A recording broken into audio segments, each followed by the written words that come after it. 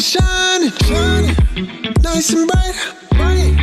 The birds are chirping, and I'm ready to fly. Time to get ready for another day. No one can stop us. We gon' learn to play. Every day we learn and play. We do our best, so we'll be great. You do your best, and I do mine. So let's get ready. Cause it's about that time. Good morning to you. Good morning. How do you do? Good morning. Time to be great. Good morning. Your dance and play. Good morning. So start today. Good morning. Open your eyes. Good morning. Reach for the sky. Good morning, morning, morning, morning to you. Good morning, morning, morning, morning. How do you do? Good morning, morning, morning, morning, morning to you. Good morning. Good morning, morning, morning, morning. How do you do? Good morning.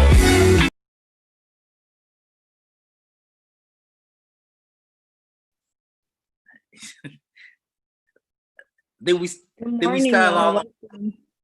Welcome to Rolling Out AM, the wake up call. We're so happy to see you, have you join us this morning. It's Tuesday. We have a lot of great stories coming up for you. We have a lot of great guests.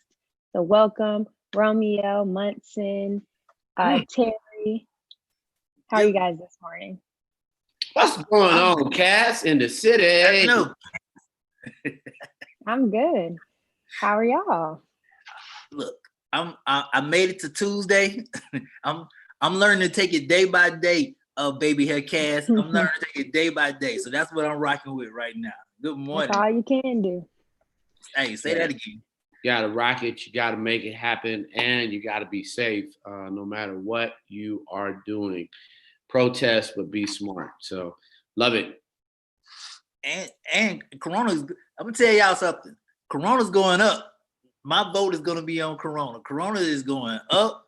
Give it till next Thursday. It's going. It's going up.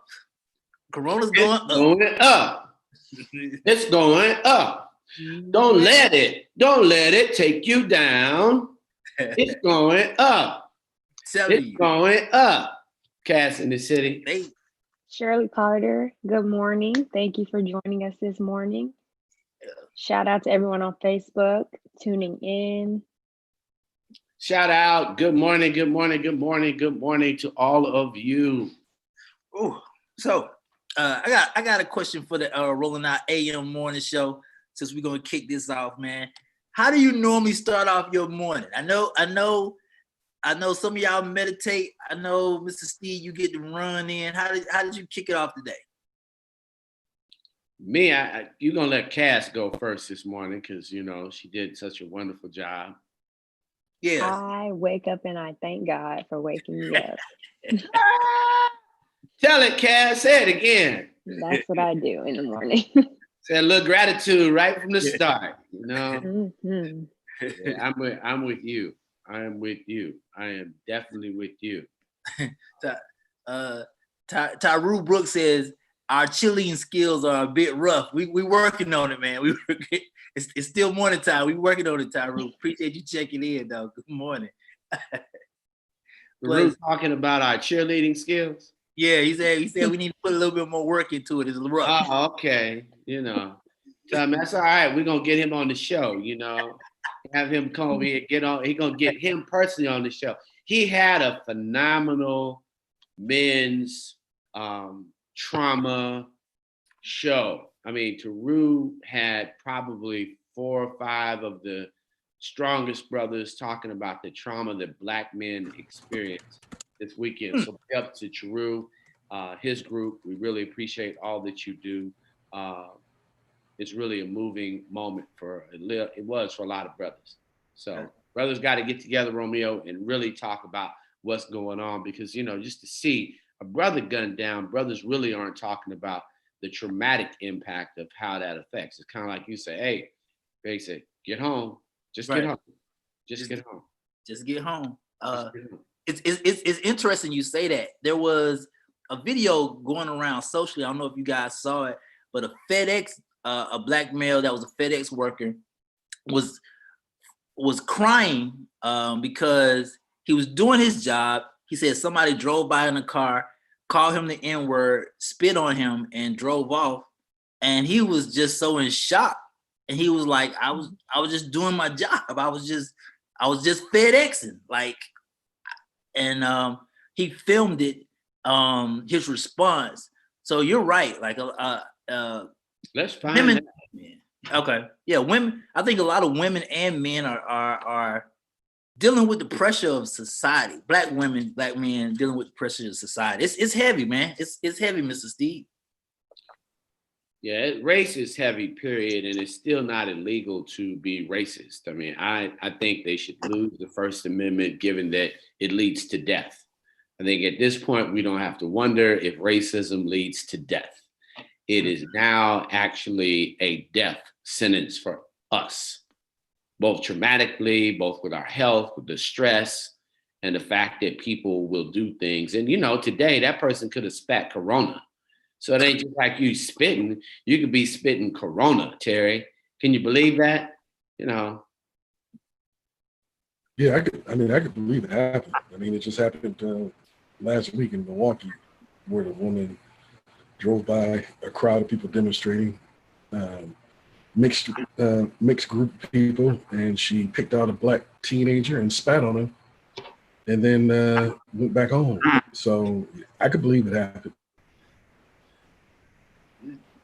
You said it so nonchalantly, like she just spat on him and went back home. That was it. She was good. Oh, come on. Well, now. She stopped the car, blocked the parade route or the protest marching route, and started yelling at folks. And then she spat in the black teen's face, and then called the police, trying to say that she was a victim. But she ended up being arrested, and she probably will lose her law license. But I'm not surprised that it happened, and I'm only surprised that the black man cried. Because that's really,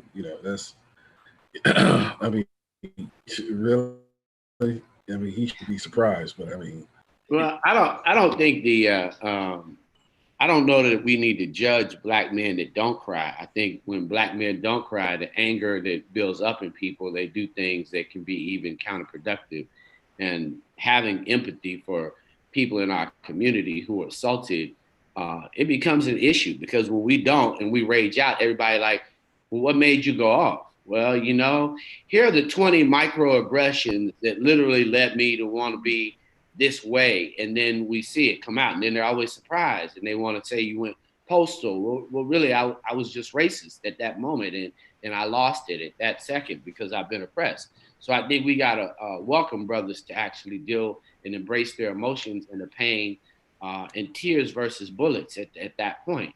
And then you got a job, and you're sitting there thinking about your career, and it's just the way they take your dignity away. It's part of taking your dignity away. That's part of what it is, to spit on you, to make you feel bad. They've learned that process to be able to take your dignity, to be microaggressive, to point out things in crowds so they change the perception of who you are. So no, we understand it. Yeah, it makes everybody cry, because they used to make us stand while they whipped our community and had everybody watch it, and they still parade us out in front, and then we still have to watch our brothers be shot twice in the back. So yeah, it would make you cry. It makes us cry. All of us cried on Friday. We cried every time we see it. It's just invisible tears. Tasha Monroe just checked in on Facebook. She says it's mentally draining. Every day is a new video popping up showing someone being racist. Plus, I was gonna ask King James. I know that you were in the military and you did serve the country.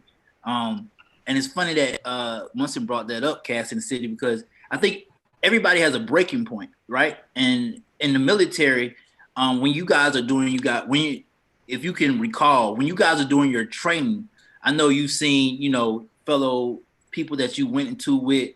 I think every person has a breaking point. They just don't know their breaking point. Can you speak on that?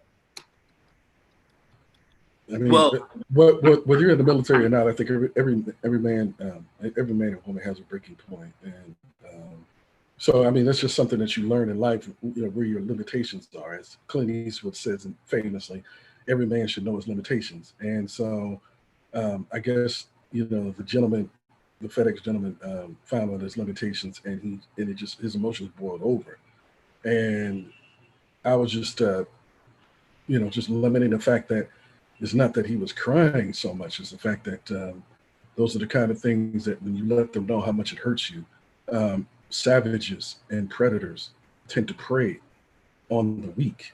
And so, perhaps the next time he can show his emotions to his friends and his family and cry in front of his girlfriend or wife, but to show the enemy, it's dangerous to let the enemy know what you're thinking and what can impact you, because then they will go ahead.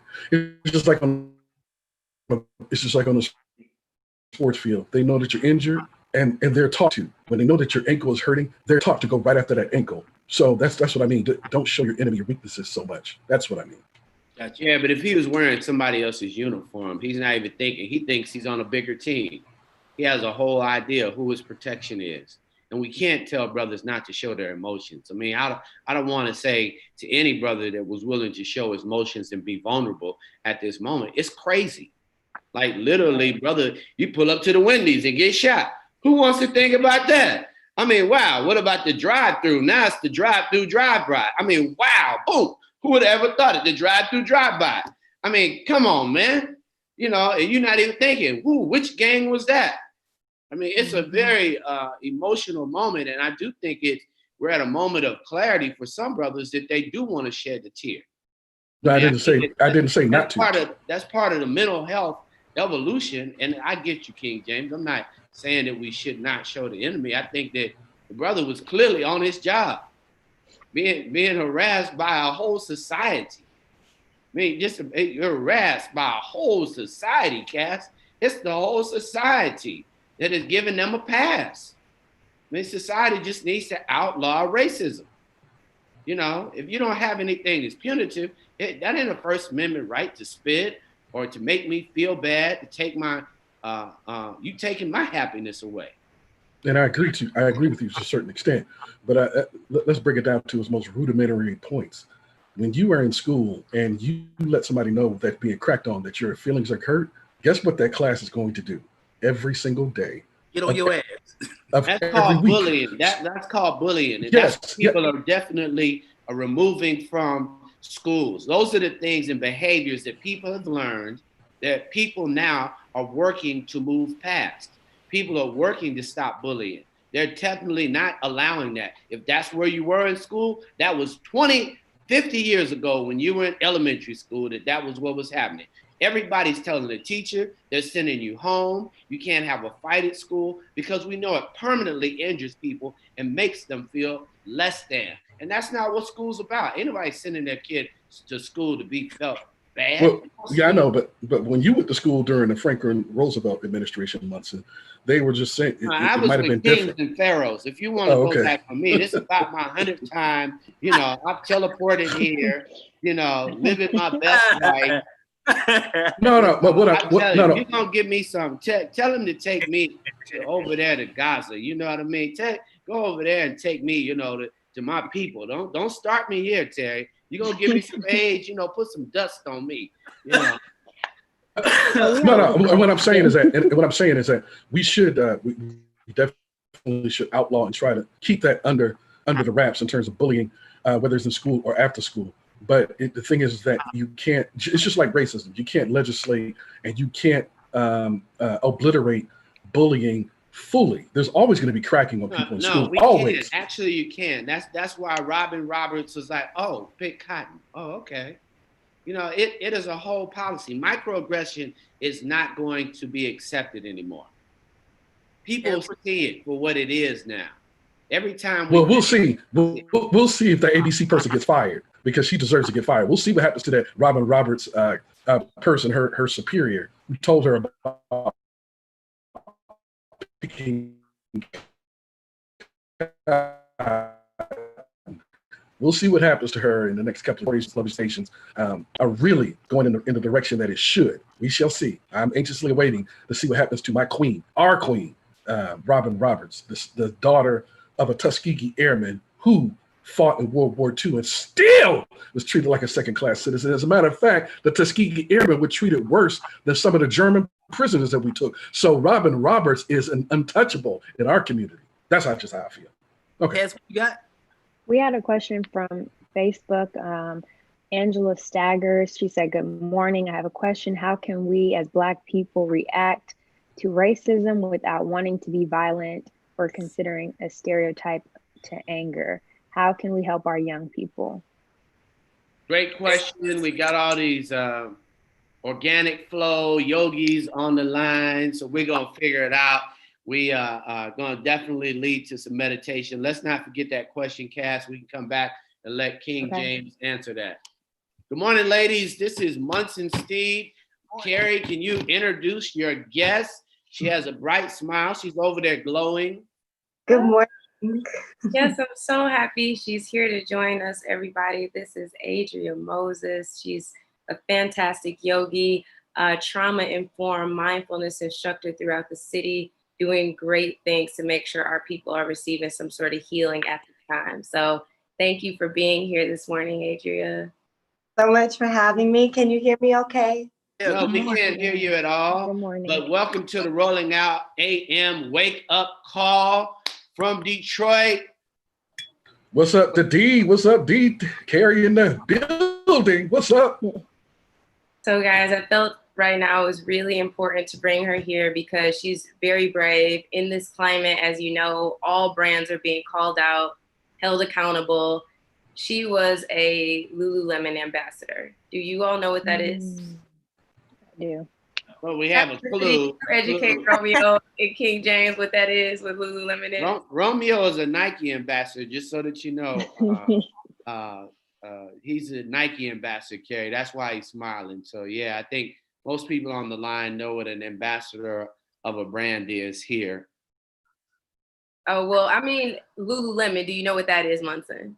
I don't wear it. Even though they have male clothes, they really aren't my style. I'm a Nike, Adidas guy.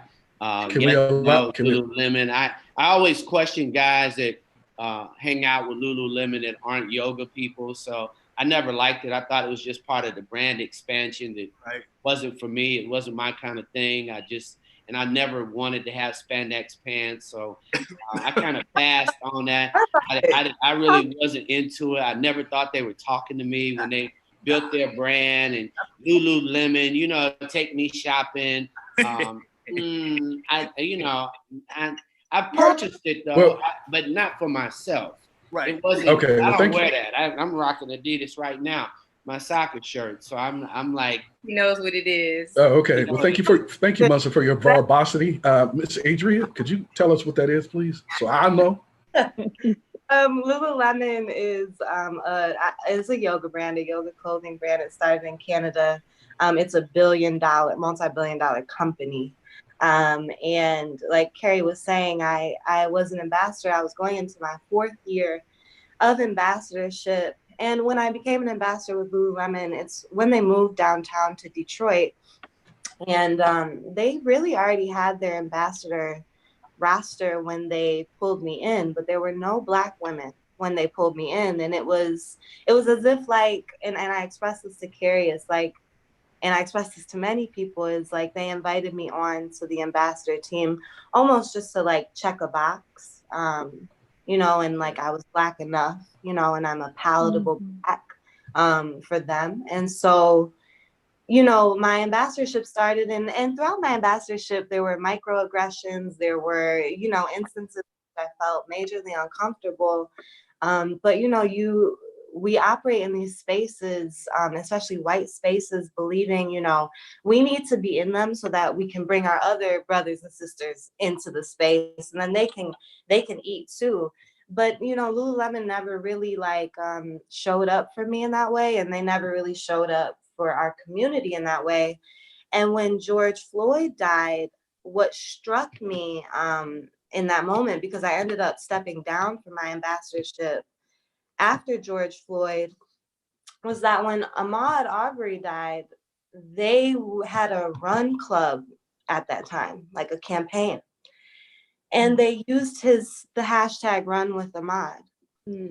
George Floyd died. And I had already been thinking about stepping down off of a previous call I had with them where they were on their, just very unaware. That's what I'll call it.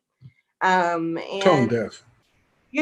Tone deaf, very unconscious. And this is a yoga brand. We know that yoga means to connect. This is a brand that says that they're invested in social impact. So this isn't just a brand I'm calling out just off the strength to call a brand out. This brand is coming into cities like Detroit and starting yoga programs with young Black children. It's like, why are we looking at Black programs? You know what I'm saying? Like, why aren't we looking at the reason yoga doesn't exist? Like, why don't we just look at the reason it doesn't exist in general instead of kind of putting this Band-Aid solution of a program that lasts maybe for a year that Lululemon really isn't greatly involved in. So George died on a Monday, and Wednesday came around and like they hadn't said anything. And I found it odd because they had just used one Black body to bolster their campaign. And so I found it odd that they weren't saying anything and that they weren't taking it like almost a step further after Ahmaud, considering it was like they weren't far apart, at least our awareness of it. And so Wednesday night, something dropped into my spirit. I wrote my resignation letter. I sent it to them and then I posted it because I wanted to make it clear, like, I was no longer lending like my likeness, my Blackness, any level of who I was to an entity that needs to be told when to speak out about which injustice. It just felt very like this is getting out of hand. And one thing that we talk about is like we can't talk about racism without talking about capitalism. So that also weighed heavy on me. And so yeah, that's my experience in holding brands accountable. Carrie and I have talked about that this past week. So yeah. Wow, that's interesting that they used Ahmaud but said nothing about George Floyd. Like, would you say that that's because they're really just thinking about the bottom line, and like you said, they're not really aware? Yes, like since the beginning of time, like brown and Black bodies are used as like currency, like even diversity and inclusion, like that got brought in to expand their market. Like Munson was saying, like it's really just to bring them more money, like our likeness brings them extra people that they wouldn't have if we didn't exist. So what I propositioned to Lululemon, like if one of your ambassadors, there are brown skin, dark skin women as well on the team, global ambassadors, they could be a hashtag, like it could happen to them. So why is this not important to you? And I had a post conversation with Lululemon, and the white lady, very, assertively used her fragility in the conversation and basically expressed to me that she felt it would cause more harm. But then so why did you use Ahmaud's name? And it becomes very clear to you that they are so subscribed to white supremacy, racism, and capitalism that they don't even realize the harm that they're doing. And I asked the lady very blatantly, like, what is more harmful than murder? Like, what could be more harmful than that? You saying something. You have access to Lululemon, this big brand that so many of us shop at. And what did they say? She really didn't have a response for that. I think that threw her off. I didn't think I don't think she was expecting me to ask her that. Because my biggest thing, you have a platform of 3 million white people. That's an opportunity to educate. It's an opportunity to show where you stand. And honestly, it was a little disheartening just to have to like tell them, and also to have to step down from my position. I mean, I was happy to do it, and I would never go back. But just the things that we have to do in order to get them to be fair is very scary. Yeah, I think a lot of these brands don't even understand what some of their brown ambassadors are even going through. I think racial trauma is something that they don't even understand. Is that something that maybe you can explain to folks this morning? What even is racial trauma? I'm sure you've had to have this conversation with Lululemon and a lot of other white people that you may be teaching yoga to and sharing yoga spaces with. Yeah, so I've had to be super mindful of this. Some of my spaces, they're non-white spaces. And so racial trauma, let's first identify trauma.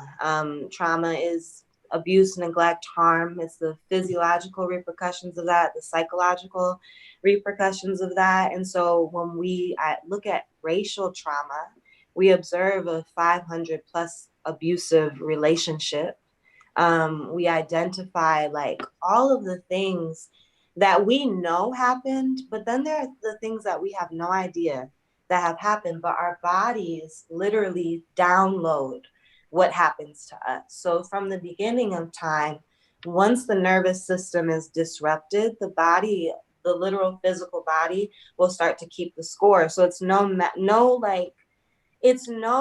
surprise that Black and brown people have higher rates of heart disease and diabetes, all the adversities that Black and brown people have to face on a day-to-day basis. It's contributing to health conditions very early, right? 50s, 60s, right? Earlier than a white person who doesn't have to think about half of the shit that a Black and brown person, excuse my language, has to think about. So that's what we're observing when we look at racial trauma. We're observing the ancestral piece of it, the parts that never got resolved, right? Our ancestors weren't going to therapy. They were not doing yoga. They had spiritual practices, but down the line, those things got whitewashed or they got forgotten, right? Because abuse and neglect affects the memory. It affects the part of the brain that makes you forget. So when we're getting back to that in my spaces, we're getting back to that. We're bypassing a lot of the things that show up in yoga early on, and we're going straight for the breath and regulating the nervous system, just to offer some level of coping, because we're just taking losses left and right. It's never ending. Yeah. Now, I wanted to ask, yeah, you're right. They didn't have too many psychiatrists on the slave plantations, not that I read about. But what I wanted to find out is how we use yoga to kind of negotiate these invisible obstacles that we have to face on a daily basis, and what it can do to help us fortify our spirit in order to plow through those obstacles, in order to manifest our being and our dreams and our goals as individuals and as a people. Yeah, so I'll say two things to that. There's a video on my page, and there's a quote that Toni Morrison, I'm just gonna kind of butcher it a little bit, but she says one of the greatest powers of racism is distraction.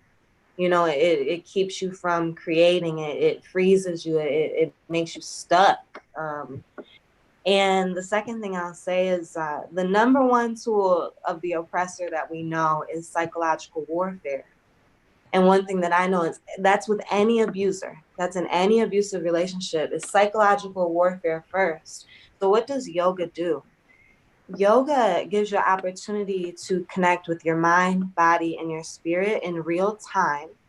Okay, in an isolated, especially with the digital aspect of it, if you're doing it in your home in an isolated solitude way, and it allows you to feel where you are. One thing about trauma that slows people down is that they don't process in real time, right? Something will happen and we'll suppress it, or something will happen. And Carrie, we talked about being a yoga instructor and not being able to be angry. So we'll suppress the anger, right? What I've learned just over the years, one thing to know about me is I was diagnosed with a chronic illness when I was 12 years old. So it's been 15 years of enduring. I've had surgeries. I've almost lost my life. One thing I've learned is it's super important to deal with what it is in real time.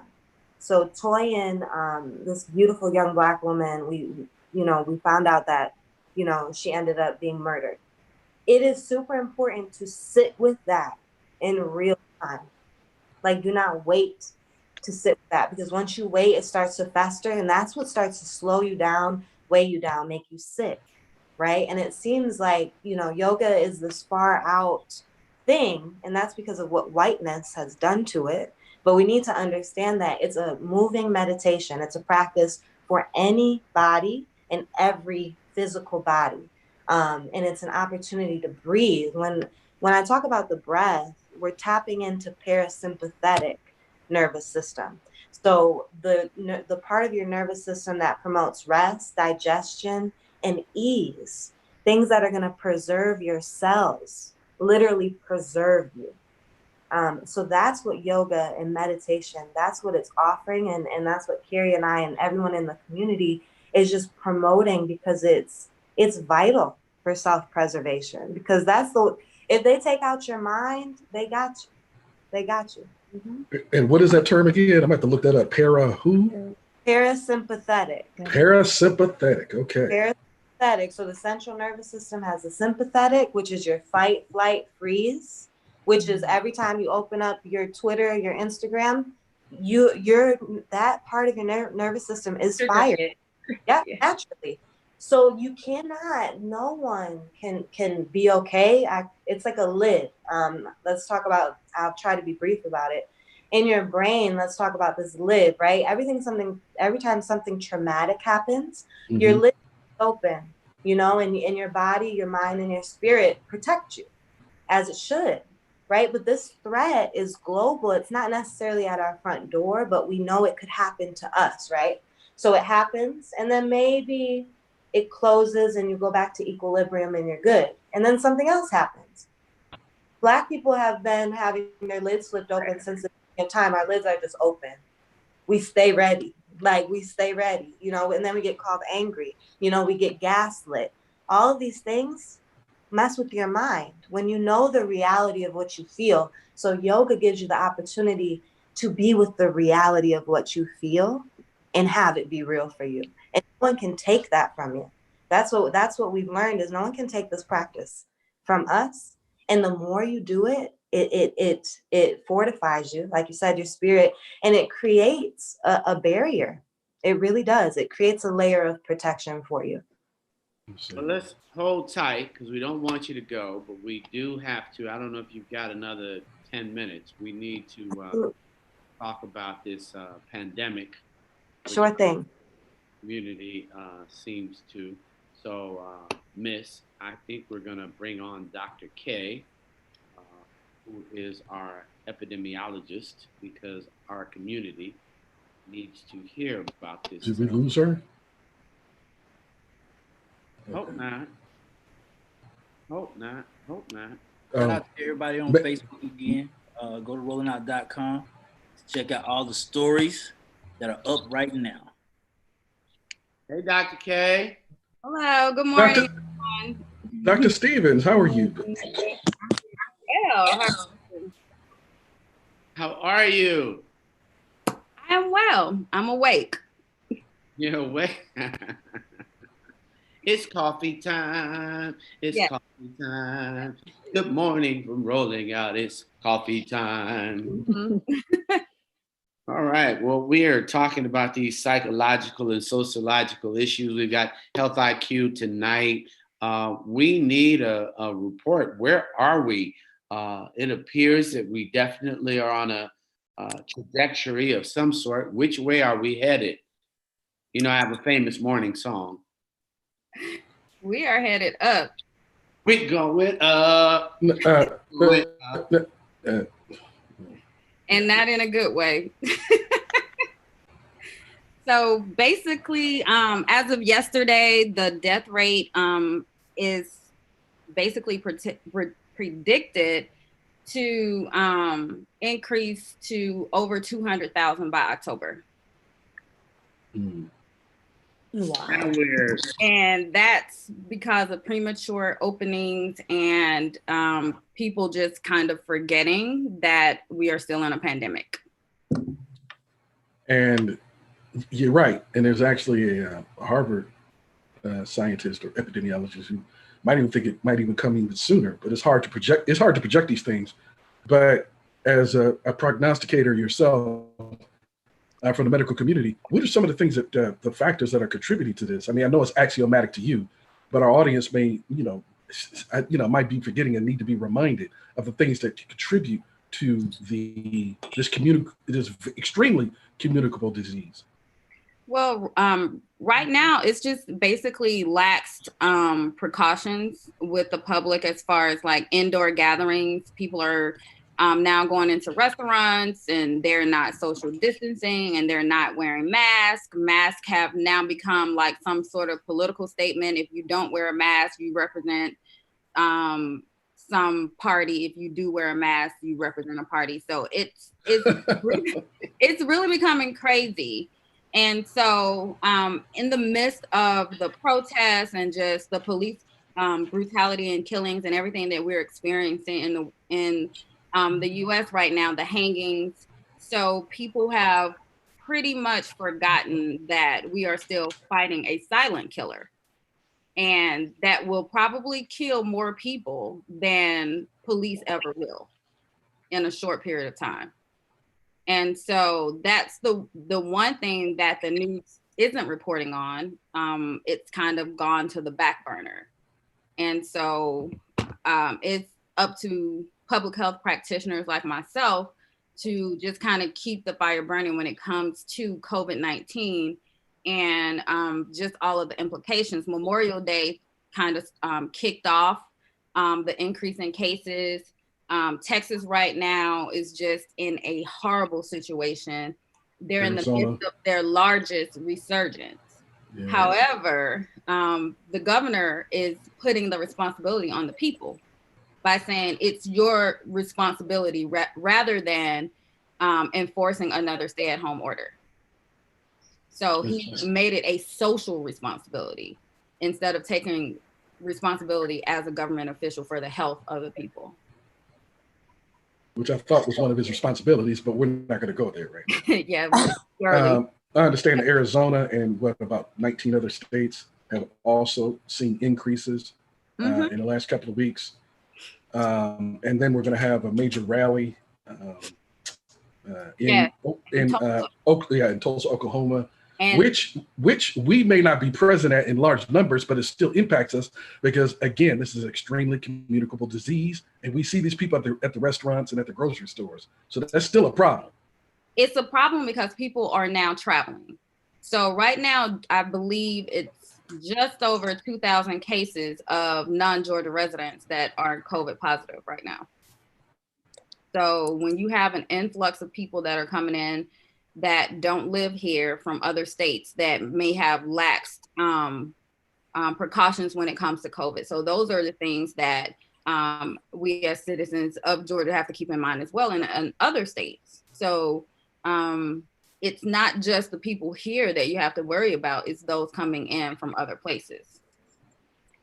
And I know as far as Tulsa, they are like kind of encouraging the rally not to happen this week because their numbers in Tulsa specifically have increased dramatically from other indoor gatherings and lack of social distancing. And so they already are predicting that the gathering this week may put their resources at capacity when it comes to hospital beds. I see. Munson? Oh, thanks, Terry. There's been it's like everybody has amnesia. Mm-hmm. All of a sudden there's amnesia. Nobody's talking about washing your hands during the day. These masks have become chin guards. So you look like people have these invisible helmets. Cassidy, the new fashion statement is the chin guard where the mask is off. And I'm wondering why people want to talk to even the news anchors. I've seen several of them without their mask on now, like they're away from it. And then I'm afraid that we're going to believe that 4th of July means have a picnic and a party and a barbecue. And It's just like the fireworks are gonna go off on our healthcare system. Yeah, a lot of states are, and Georgia is one of them that's right now that's at less than 25% capacity for ICU beds. And so with the 4th of July being so close, and that's typically a day where people get out and gather, and we're just now starting to see the effects of the protest a few weeks ago. So it's like we won't have time to recover, because then you have the premature opening, then you have the protest, and then now you're having another holiday, 4th of July, and then don't forget Memorial Day that's thrown into there. So essentially all the way through summer. So that's pretty much how the mortality model was made, just based on the lack of effort of people to practice social distancing. One thing that's not being said in the public is that the virus COVID can travel up to 30 feet. What? Yes. So the 6 feet was just for coronaviruses in general. So because when the pandemic first hit, we didn't know enough about COVID-19 to be specific with the social distancing measures. So basically scientists took what we knew about known coronaviruses, such as the common cold, which can be transferred up to 6 feet. But there was a paper released, I think last week, that talked about how they actually looked at the COVID-19 coronavirus itself, and a single particle traveled up to 30 feet. Okay, this is so is this paper produced by the CDC or? No, it's not a CDC paper. It's okay. I think this came from WHO. I can send you the reference. I don't have it in front of me, but it's what's needed, because we don't know, and the virus is still changing. And there are national no policy nationally. So even listening to the WHO, because most people might think we're talking about the WHO, the group. the World Health Organization, yes, WHO.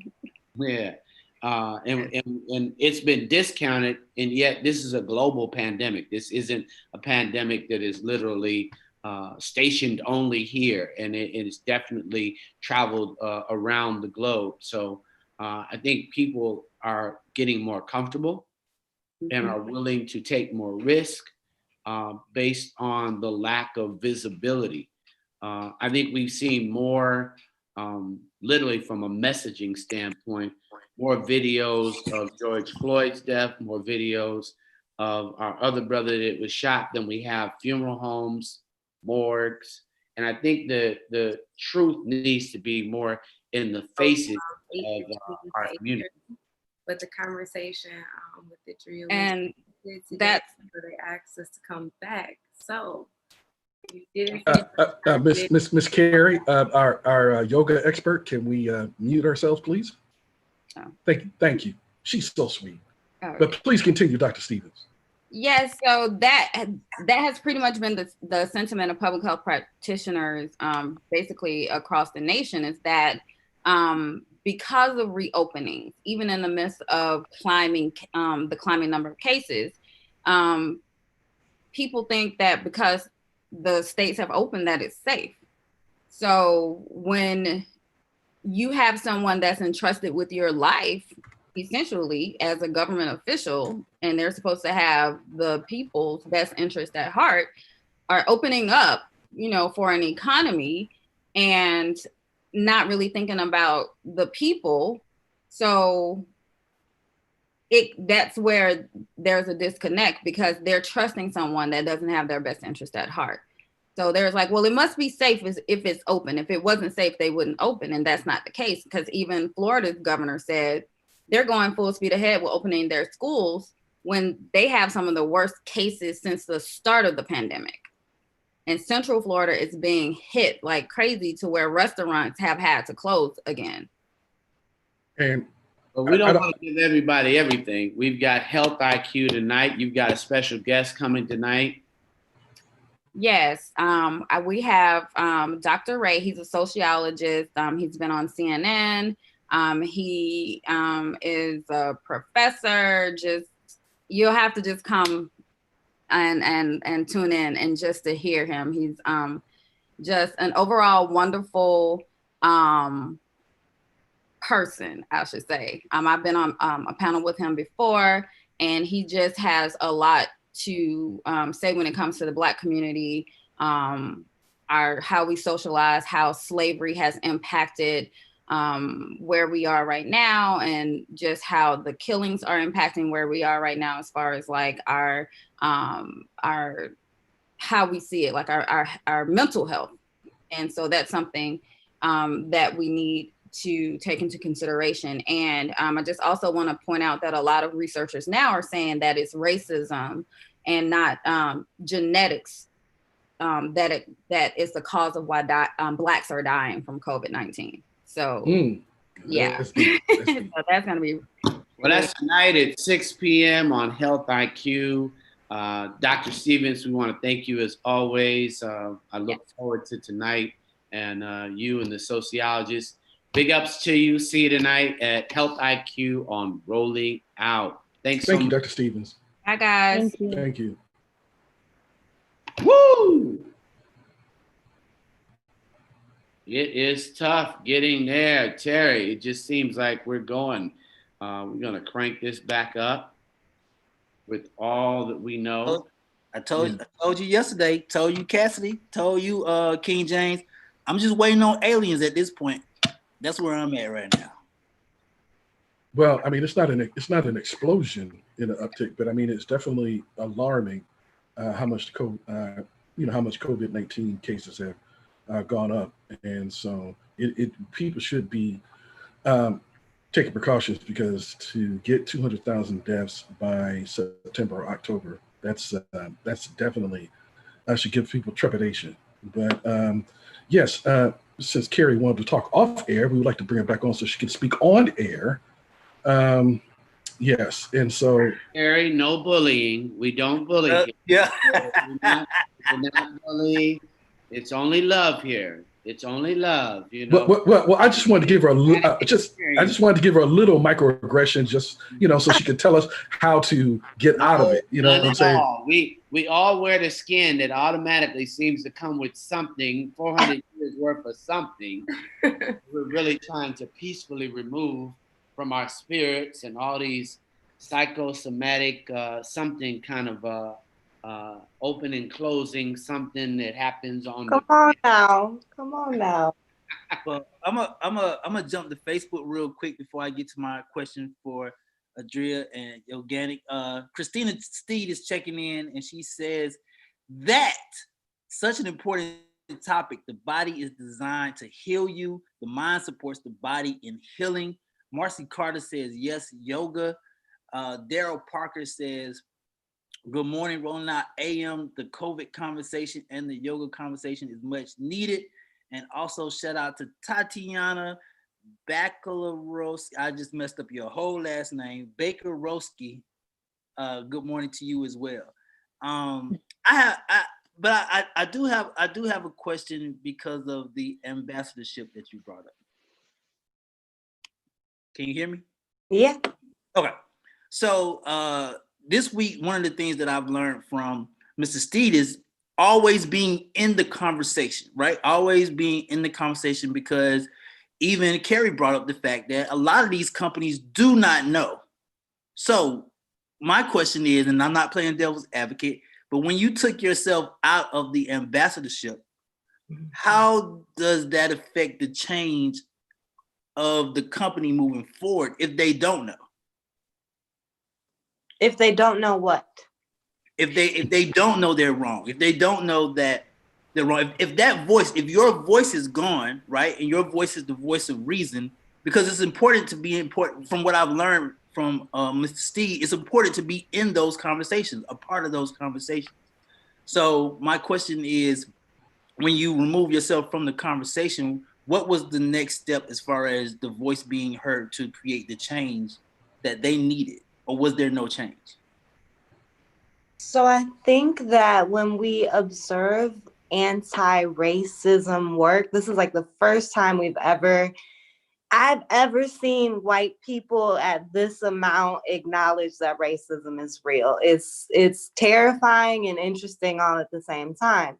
Yes. Now, in terms of changes being made, one, that's hard to answer, right? Because that's an internal process, right, that they would have to do. And I'm no longer in the midst. But one thing that I think eludes me a lot is that people really believe that white people don't know. Like, that's why I said they used Ahmad's name, but then they didn't. So me leaving was me letting them know, like, they're wrong. And one specific thing I said when I stepped down was that this is a white people's problem. And I stand by that because Black people have been talking about this for years. When I was in the space, I was talking about it and I was being sat down for my attitude. There were microaggressions being put onto me, right? So it's like, where do we as a people draw the line in doing their labor? And so I don't believe that I have to be in every conversation. I think that white people really need to do the work. There's so much education. There's Google. They're not paying me to be in that space and educate them. And at this point, it's not our job to. Like, Black and brown people need to heal, right? Like, we're enduring things at a rate that I can't even think to educate them. So, they put out, a statement that they ordered some books. I don't know. My biggest thing is anti-racism is individual work.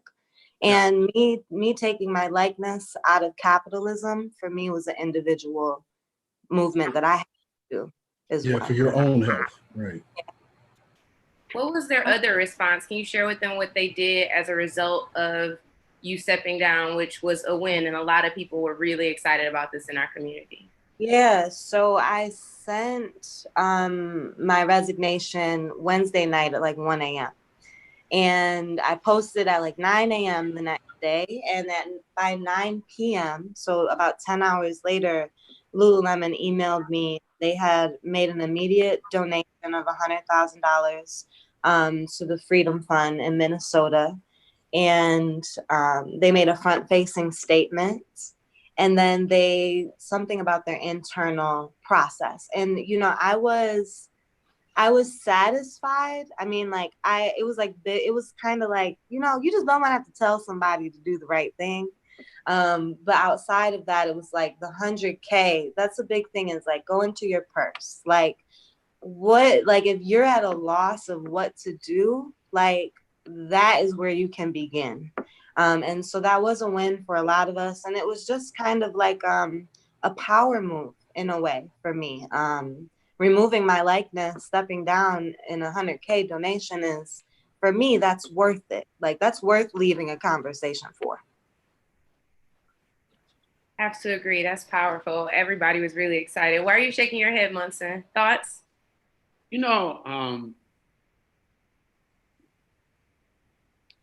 When you've lived a life, and I've come to Detroit, and people don't remember Don Barton.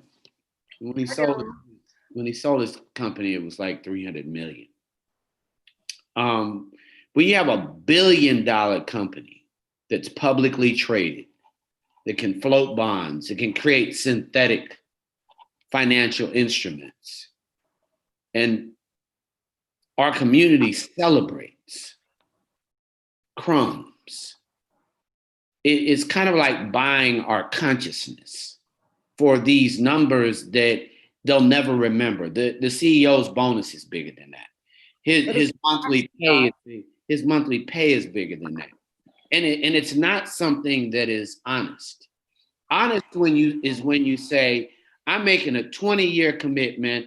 I'm gonna fund, because this incident happened, I'm gonna make that every 500 of the kids that go from Cass Tech, now I'll pay for them to go to Wayne State and join any medical thing. Our numbers in our ass are too small. $100,000, Carrie, if they got 100 stores, and I don't know, they did 3.8 billion. They injured my sister. They did 3.8 billion. Easily. People dance about these numbers. So when we're talking about it, and they say, they're dancing about the number. I don't think they're dancing about the number. I think it's more so like, I feel like every time a Black and a brown person declares something in which white people beyond capitalism have shunned our voices, they've muffled our voices. I feel like when someone stands up for something, and yeah, 100K, I agree, like that, it is crumbs, and I absolutely agree. Where is the 20-year commitment? Where are these? No, my point was, the 100K should go for the person you injured. See, my thing is, when you're microaggressive, what it is they injure a person. So now they use their reputation to establish their reputation. Now you sully somebody's reputation because it's like you've been fired. Or when you quit a job and the person say, well, they ain't here no more. And you hear, so for me, it's the aggression. And literally, I've never met my sister, but she's my sister. She don't have to tell me what that is. I already know what that is. I already understand what it is. When you're sick and tired, like I've carried this weight, it really was never mine. Y'all put the burden on me because y'all wanted me to feel a certain way. And so now you got it. I don't know. I don't understand. No, you do understand this. You're getting paid to understand. You understand how to keep me in my place. You understand that when I look in the room and I think about your company, I don't see executives that look like me. So for me, it's all about measurement. Like I'm into KPIs. If I walk in a room, and it happened in Minnesota, when I walked in the room and they say, make it MSP. And at the end of the day, I did not see a decision maker that looked like me. I knew right away, I'm a businessman. They didn't want to pay me. They had everybody in place to say, no, you will not feed your family. You will not feed anybody related to you. And we're going to act like we like you, but I really don't. It's like we got to call it out, Carrie, because I don't want anybody to hear a $3.8 billion company and they give to our community $100,000 and we act like that was a check. When probably every store they have, when we look at same store sales, is 2 to 3 million per store. And I'm just guessing, but I'm just, for me, when I see small numbers, and I mean, it's not just them, all these other gifts. It's $500,000. But you're taking trillions. We give you $1 trillion to the whole economy every year, $1 trillion. So for me, that's just where I'm at. And they've injured my sister. And so when you sit back and say it, it's traumatic, period. Yeah. And I think to like attach to that, I think what we're seeing in brands responding and in this Black Lives Matter is almost like it's like branding. Like you said, it's like, it's not genuine. And and that's why when we're having this conversation, we cannot leave out capitalism, because capitalism is the structure in which racism prevails. And capitalism is also the facade in which we believe that we were free, because you're absolutely right. It's like, and so I don't really have anything to add to that beyond that I agree with you. And my biggest question is, for us as a people is where do we belong in that conversation? That's a great question. And a couple of places. One is economic. Like everybody needs to have relationships with corporations that you understand and they're transparent about who they are. Like this is part of the movement. Where you are is part of the movement. Literally, we're gonna have to know. We cannot just take a capitalist idea. Oh, you're being kind.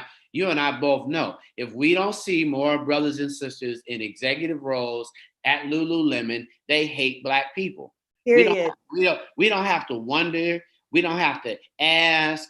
If we don't see Black executives, if we don't see an apology to this sister, then no, we shouldn't shop there. Because why should she have the pain of, I had to stop. Let me ask you this. How do we propose that? Like, honestly, I think Adria, yes, it might not have been $1 billion, but I still think it was awesome that they did something, because there's lots of corporations making money off of our likeness that haven't done anything. So Munson, how do we approach that? How do we deal with these, or do any of you recommend that we deal with these brands that are now reaching out to us? Hey, what can we do? How do we support? How do we even, I guess, leverage our likeness? Or like Adria said, where should we be in those conversations? How do you even approach that? Number one, at the end of the day, they have to respect our dollar. Number two, always understand when it's kibbles or bits. Like, watch the number. Watch the number. We're not cats. We don't need cat food. And anytime you start accepting kibbles and bits, they say, that's the number. You know when they hire that one Black person. You always know. So for us, it's all a demand. When you're demanding that you see and be transparent about your executive hires, your store manager hires, who gets your stock options, and we should buy stock in Lululemon. So both you and my sister can show up at their annual shareholders meeting and talk about it. We've got to begin to buy stock in every company that we want to have a conversation with, because then they can't mute your conversation. We should own Lululemon and tell them about themselves, because they're running a bad company if they're running a racist company. And the CEO, Calvin, should understand that, because now you can go and take your shareholder when you own the stock.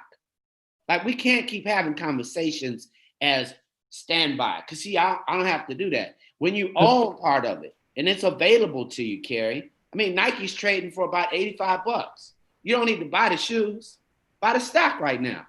And then we can have a conversation. We have to increase our ownership in order for our voice to be heard, because now we're owners. We got to own our minds and our spirits and our body. We've got to own this economic conversation with real ownership. And we have to be better. We have to be better stewards of our dollars when it comes to being consumers, because we, in inordinate numbers, patronize these multinational corporations such as Nike, Adidas, and there's no one within the hot. About Lululemon. I know some Black execs at Nike, at least. I know at least an ambassador. I'm talking about somebody that does the diversity program. No. What I'm saying. Okay, go ahead, Munson. Go ahead, sir. Go ahead, Terry. Go ahead. Well, I'm just talking about. I said inordinate, and that means a percentage ratio in proportions to the numbers that which we patronize these particular corporations, these international conglomerates, and that we are not getting back in return for what we give it. So I don't care about Nike having a few spooks at the door. Who cares about Nike and Adidas having a few spooks? The problem is that our patronage is not translating into any massive, ratio in proportion investments back into the community. So we need more transparency, and we need to demand to know the numbers, because there's very few, if any, in the hierarchy of these multinational corporations, but we don't demand it. As soon as Georgia opened the doors, we lined the streets, not practicing social distancing, to get us some Jordans. But Jordan nor Nike is investing into the community. They're sucking the lifeblood out of the community, and we're getting very little, if anything, in return. So Nike has a few spooks. I don't care. You know what I'm saying? It's irrelevant. It's inconsequential, because they're not in the decision-making capacity. And we have to understand capitalism as a structure and racism as a system. Like, it is very, and also we need to understand the intersections of patriarchy. Like, as a man, you're having a different experience as a woman. As a Black man, you're having a different experience as a Black woman. But these are systems and structures not designed for us to be able to penetrate. And so for me, beyond this conversation, I've gotten to the point where it's like, these systems have to be dismantled from the inside out. Because again, it's Black people looking for another way to get a seat at the table. And that's my biggest thing, is like, I want my own table. Like, I don't want to have to expand white spaces because white spaces rely on Black and brown people. The reason Nike and Jordan are successful is because of a Black man. Like all of these functions in capitalism, that's why Say it again. I literally say like the white man's way is I take it to Uncle Ben's right. extract, enslave, colonize, capitalize. Capitalism is just modern day. Like, I don't even really want to sew into that in the way that they have, in the way that they've set it up, because I just know it's not designed for us. Even having the education around the dollar, right? Like, I have to educate myself on that, right? They come out the womb knowing it. So there's layers and levels to it in which I think Black people sometimes want to surpass. And I don't want to surpass these things, because at the end of the day, it's a system and a structure, and it's designed and it's functioning in a way that keeps white supremacy alive and well and thriving. And so, you know, I think it's important to have both conversations, but I would get to the root of the problem. That is my biggest thing. And I agree. Awareness and acknowledgement, you know. But thank you for sharing all of that and just for being here. And I'm still not sure what to do about this brand that I'm talked to you about before months, and I talked to you a little bit about this too. But so for these brands who want to make it right, what do we do? Can they make it right, or is it too late? What do you do? Know what? I decide what they to write you. You know what, Munson, you gave me some gems today. If they want to do something, then they need to bolster your organic flow in some way. They need to write a check for your organic flow. Like, if that is what it is, that would be going to your purse. Like, I mean, the brand that you're specifically talking about, I don't even know what they could do, because they don't do anything right now at all. What do you do with the ones who don't do anything, who don't see us, and we're buying from them? It's like, we really have to be, like you said, stewards of our dollar and be mindful about where we're spending. Why not just support Black businesses? Right. No, why just not buy some Black yoga clothing? Right. Anybody who's watching this in Facebook, if you know any Black clothing, yoga clothing companies, let us know in the comments. Well, I know somebody who does. Cass in the City knows, because she posts every single week different Black companies that you can support in all facets. So that's where you can go, rollingout.com, to check that out.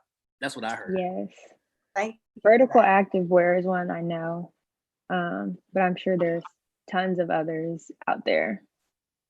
Yeah, I think the conversation when you ask is all about negotiations.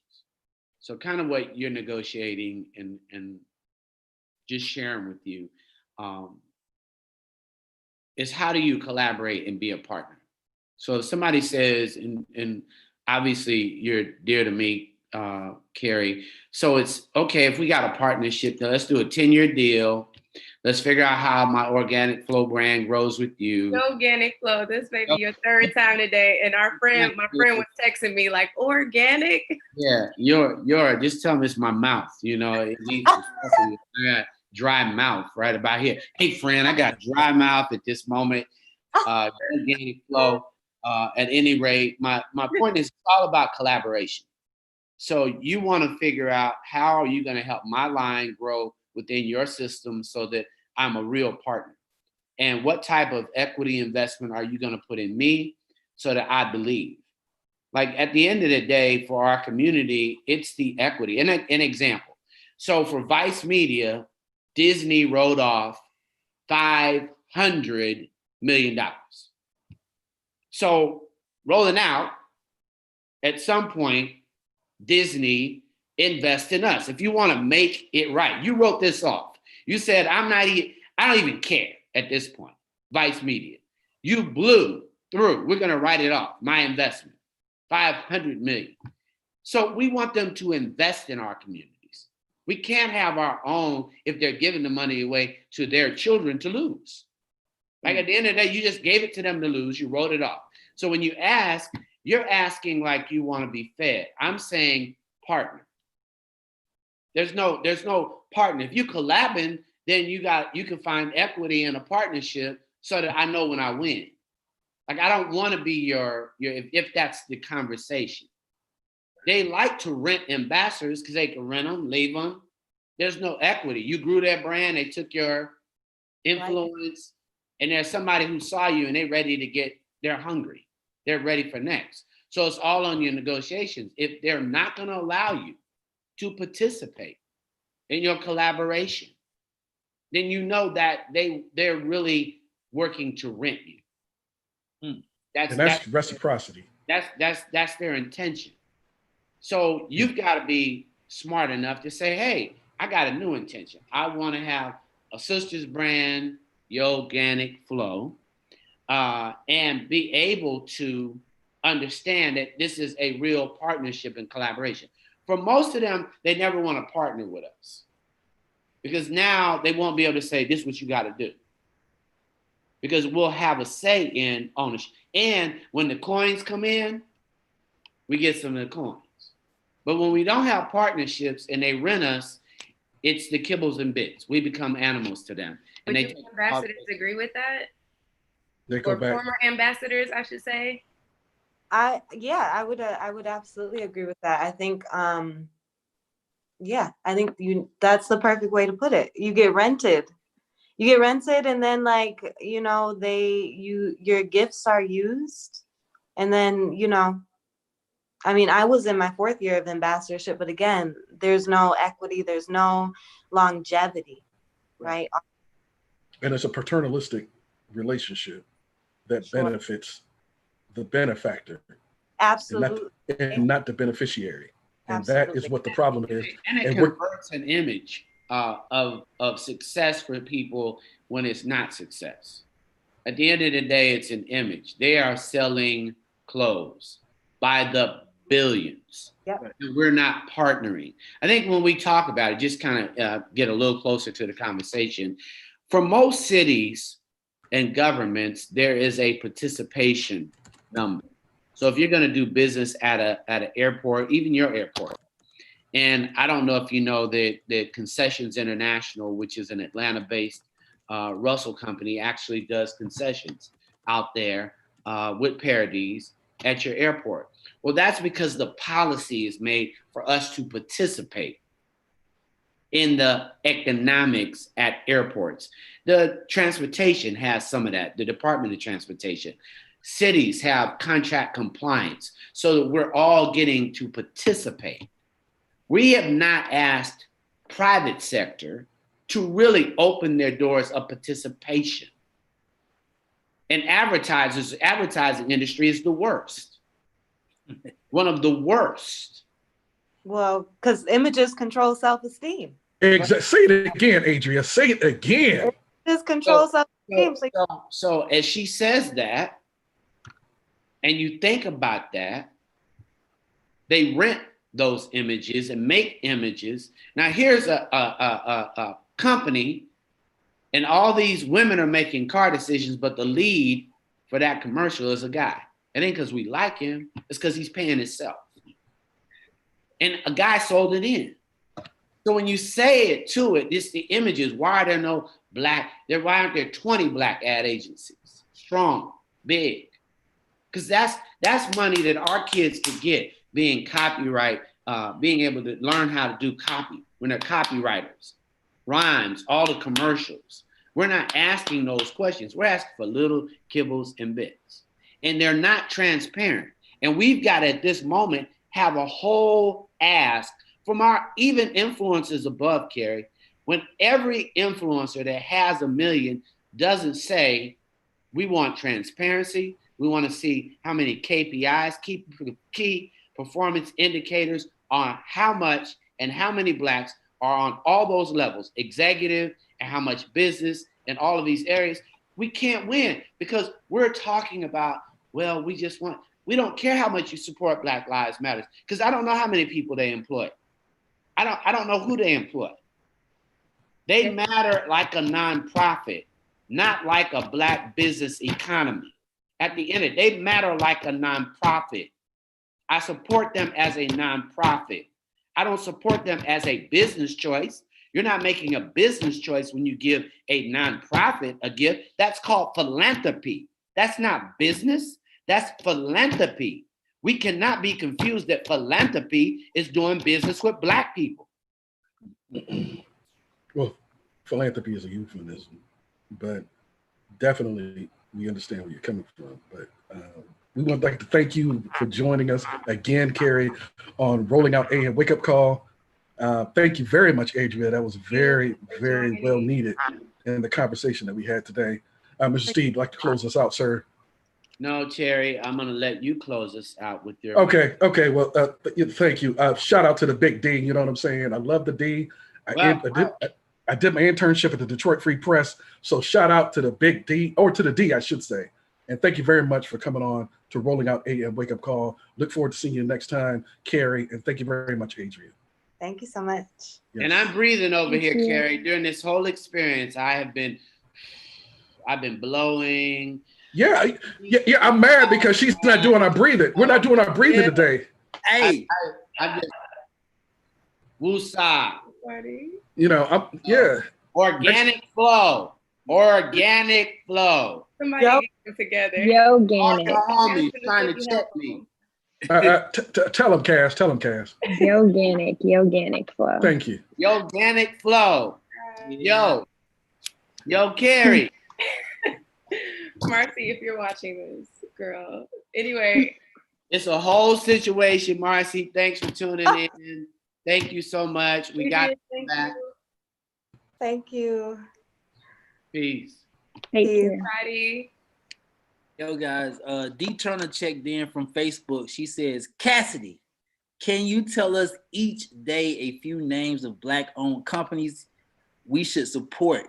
A great day would be to buy on Juneteenth, this Friday. So that comes from D Turner. Most definitely. Oh, thank you for that, D Turner. That have a list for you. Right. Yeah, that's Playful definitely Genius. a good point. Right now, they can go to Playful Genius. Just type in there, Romeo, Playful Genius. Playful, guys, D Turner, I'm sending you right now. Playful Genius, just in case. Oh, man. So we're still waiting on our next guest. That was actually a great conversation. And I'm glad she touched on the ambassadorship part, because that's a community culture that I'm into. But I'm a firm believer in, something that I learned from Munson, and something that I learned from my dad. Like you can't take yourself out. You can't take yourself out of the conversation. This is just me, my personal. You can't take yourself out of a conversation and expect the change to happen from somebody else. So, if you're not going to be in the ring fighting, your commentary from the seats ain't helping. Part of it, I understand what you're saying, but part of what we're talking about is kind of like Cabinet, and nobody wants to hire him. She might have felt that way, because microaggression just gets where it's not her fight anymore. It literally, if you don't want to be there, because you're right. There are people that have been in organizations 10, 20 years just to get a budget. I mean, just waiting to get the community, waiting to change. And everybody doesn't have the temperament, or it doesn't mean that much to stay. So, but not only that, it's also a psychological effect, because Romeo, you can't help anyone if you can't help yourself. And if she's burnt out and burnt down and beat down, then she's going to be unable to help herself, much less help her community. So she did it for her own safety and mental health and safety and well-being, in order to step back, and maybe she will get back into that space in a different capacity and be even stronger the next time around. So sometimes you got to step back to go forward. Let me ask you this, King James. The point that Munson made about the 100K. Do you honestly feel like that was just a pat on the back that they gave her just to say that they did something? Quote unquote? I mean, the Black community is getting a lot of taps on the head from corporations. You know what I'm saying? From the NFL, from across the spectrum of American corporations, we're getting a lot of pat on the heads and a lot of, oh, we see it now. Oh my God, there's racism. We need to change. Oh my God, Colin Kaepernick, you know what? You can come back. Yeah, sure. Come on, Cap. You my dude, boy. Come on in. Yeah, we're getting a lot of that. So yeah, it's insincere. It's inauthentic. It's counterfeit. Yes, we are getting a lot of taps on the head. And not only is it a tap, it's not even a real number.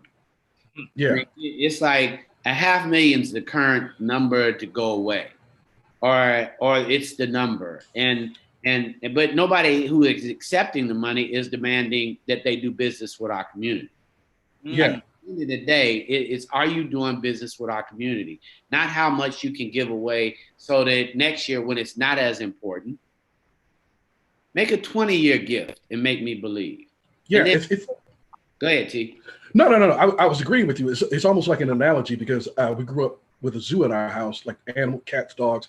And one of the things that we always did when the dog would not stop barking in the backyard, we throw him a few little bones. And guess what? That dog shut up for a few hours so we can get back to my cartoons. Throw a few bones back there. Let me get back to Bugs Bunny. That's what they're doing to us. That is a perfect metaphor for what's going on in America. Throw you a few bones so you can shut up. But anyway, Cass, we should move on to greater and better things, Cass. So why don't we go ahead and find out what's going on in the world of entertainment today? Yeah, baby hair Cass, what we got? You're silly. So obviously Tyler Perry, one of the great leaders in our community, has stepped up once again, donating his, funds to help out Rashard Brooks' family. Obviously, Rashard Brooks, we just saw that he was killed at the Wendy's. Unfortunately, another Black man killed by police, but Tyler Perry is offering to pay not only for his funeral services, but also for the college tuition of his 4 young children. So this is, great. We oftentimes see Tyler Perry do things kind of under the radar, but he's always lending and helping out to our community. So, we want to just make sure we give him this credit. Not that he's doing it for credit, but just because this is, a great deal. As we keep seeing these incidents happen, these families are often, it's not something you're prepared for. And, these kids shouldn't have to suffer like this, and these families shouldn't. So shout out to Tyler Perry. Up next, we have Will Smith. He is about to star in a new movie called Emancipation. And this is a historical thriller, obviously relating to slavery, but it is based on a true story. And it's actually being directed by, a great Black director, Antoine Fuqua. And, the actor, Will Smith will, portray the life of a slave whose name was Peter in this movie. And so, we'll see how this will go. Antoine Fuqua is a great director. And this is a screenplay that was written by William N. College. And like I said, it's based off a true story, but this will be interesting. I like how Antoine Fuqua portrays things, Munson. I know you are a fan of his as well. I'm a big fan of his. Interesting, to see how they put this together. I mean, oftentimes a lot of people aren't really fans of the slave narrative, but I think it's an important narrative to be told. And it's always different from different directors. So this will definitely be interesting. Up next, we have a very special birthday. One of our favorites, Terry, I know one of your favorites, one of the greatest of all time. It is Tupac Shakur's 49th birthday. So we want to shout out to him. I mean, it's been almost, I believe, 25 years since he was killed, unfortunately, but his legacy, his music lives on. And so we just want to make sure we shout out him today, celebrate his birthday. Absolutely. And for those who are not familiar with the name Antoine Fuqua, he is the guy that has directed 2 of Denzel's best movies, Training Day, which he won an Academy Award, and also The Equalizer. So those are the 2 of the more culturally relevant movies to Black Americans that we love. So that's Antoine Fuqua. So I expect him to bring the noise with Emancipation. I agree. I think he will as well. Which Equalizer? First one, second? Both of them. Absolutely. What was the one where he come on, T, where I love the Fuqua and his whole movement. The way he puts action into a film just tells a story that I love, the Equalizer, how he moves, the kills are so inventive, you know, that whole nail gun. I think I watched that recently. I was at the Black Enterprise Women's event in Romeo. I love it, but they had a lot of cast, natural hair, symposiums. Big shout out to Black Enterprise, our family, Black owned media matters. But at the same time, I just was not going down for that cast. They could talk about it in the workplace, which I thought was great. But Equalizer was on, bro. He has some kills in there that are incredible. He uses a nail gun. Man. A nail gun. I mean, it just gives you that feel. And then the director, the way he makes the whole life when he goes in that Russian mob and you see a brother and then it's close up. Yeah. And then all of a sudden Denzel, a brother, looks so mercenary and debonair and intelligent in a calculating way that Fuqua moves the color and mood of the room, begins to give us that stealth-like perception, the invincibility that he brings to the stage. Boom! Yeah, and I saw a movie. I went to a movie junket in Beverly Hills about 10 years ago, and I saw Tears of the Sun starring Bruce Willis. And it was about an American army going in to help in Africa to get them out of a war that they were having, a civil war. And I was struck by the humanity that Antoine Fuqua gave the native Africans and making it, you know what I'm saying, to where they weren't just seen as some singular dimensional character, that they were complex and characters that we could be proud of. And so I was very struck by that. So he's a talented director. He knows what he's doing. That's why I'm excited about Emancipation. I'm gonna go check it out just because of him. More than even Will Smith, because Antoine Fuqua is talented. Definitely. Will Smith. Love Will Smith. I love Will Smith too, though. I mean, I love Will Smith, but I mean, I just know that Antoine is gonna bring it. Okay. Mm-hmm. Well, Romeo. Oh yes, thank you, baby hair. Good morning, Rolling Out AM. This is your. Good morning. What's wrong? Hey, what's wrong with my hair, man? I never get no compliments on my hair. Okay, go ahead. This is your Rolling Out AM Wake Up Social Report in the morning time. Make sure you go to rollingout.com. Check out all the stories that we got popping. But popping right now, Trey Songz makes a statement to the world. He says, naming streets is cool, but don't forget, we got a Martin Luther King Drive in every hood that changed nothing. Keep pushing. Now, he made this statement in regards to all the different cities that are painting Black Lives Matter on the roads. And he's saying that, I don't know what he's saying. I'm gonna let you guys, I really wanna know y'all opinion, but I think he's saying that, hey, we're gonna paint this here. Make sure that we do something about this being painted here so it does not become another street. What do you guys think? Yeah, go ahead. Go ahead, Cass. I don't think anything is wrong with what he's saying. I think he's just saying take it a step further. And I think because of that is the reason maybe I didn't see anybody respond to him negatively. But you can let me know if people said anything. But I think he's just saying take it a step further. Like, there's nothing wrong with doing it, but, you know, let's continue, like, with the following steps. How do we push it past, you know, this symbolism? Yeah, I'm a little bit tired of the hollow symbolism. We got 1 million Martin Luther King Jr. boulevards, and as Chris Rock so eloquently said on stage, are the most dangerous streets in the Black community. So what does that mean to name a street after Martin Luther King and to name a street after that? Yes, I mean, there's nothing wrong with it at all. But if that's all you're going to do, then it's a waste of time. Save your money, save the effort, and appropriate your energies elsewhere. If that's all you're going to do. Cool beans. Next up on the plate from our great and wonderful two producers, you know, I got to call. She don't got her baby hair on today, but you know, she's still cool. Celebrating 3 years ago today, Jay-Z became the first rapper inducted into the Songwriters Hall of Fame. So we want to give a shout out to Jay-Z and the whole Rock Nation camp for actually taking it a step further and being recognized for his writing skills and inducted to the Hall of Fame as the first rapper. Also today in music, we want to give a shout out to Teyana Taylor. Teyana Taylor will be releasing. Do we have the spot? If we don't have the spot, cool. Teyana Taylor will be releasing her new album, which is set for Juneteenth.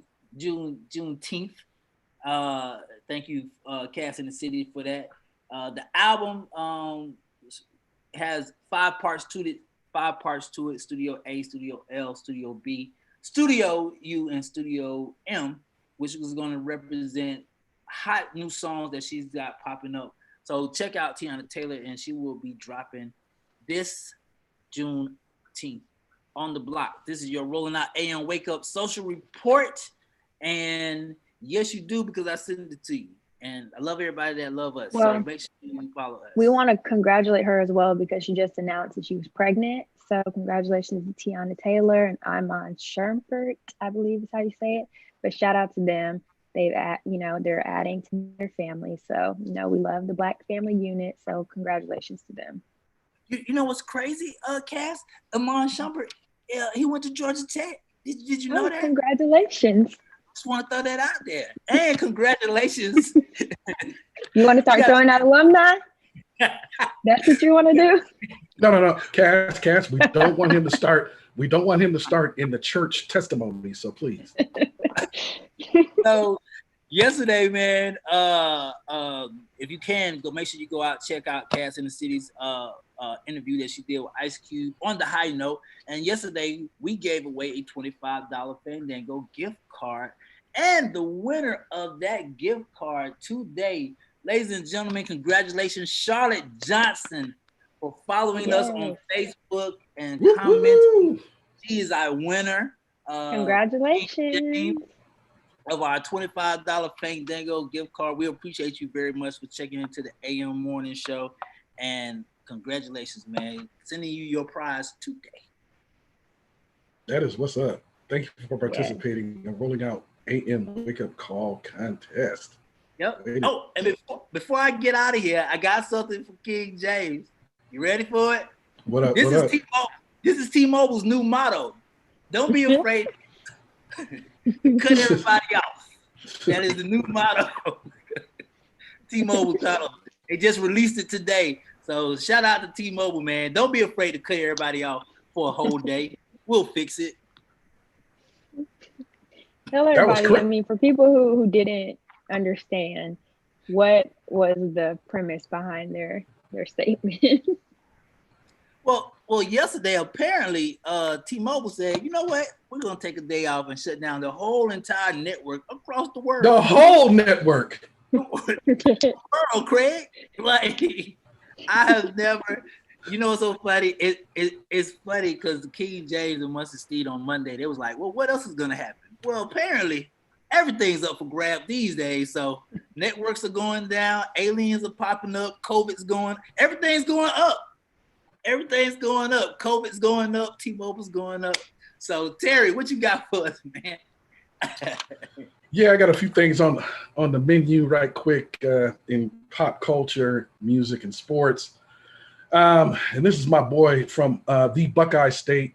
Mr. Ohio State won a championship with the Ohio State Buckeyes, but right now he needs to get it together because he and multiple other Dallas Cowboy and Houston Texan players have contracted COVID-19. This is going to interrupt and temporarily, or at least detour the plans by which they try to get back into training camp, which starts in July, and the preseason usually starts in August. So this is a setback, definitely. Elliott, he's the only person that's been named. The other Cowboys and Houston Texas players have not been named and should not have been named. Matter of fact, Ezekiel Elliott shouldn't have been named, and so he's trying to investigate to find out how his name, his private medical records got leaked to the press. So we'll keep an eye on that and see how that goes. This is what I'm talking about. Here we go.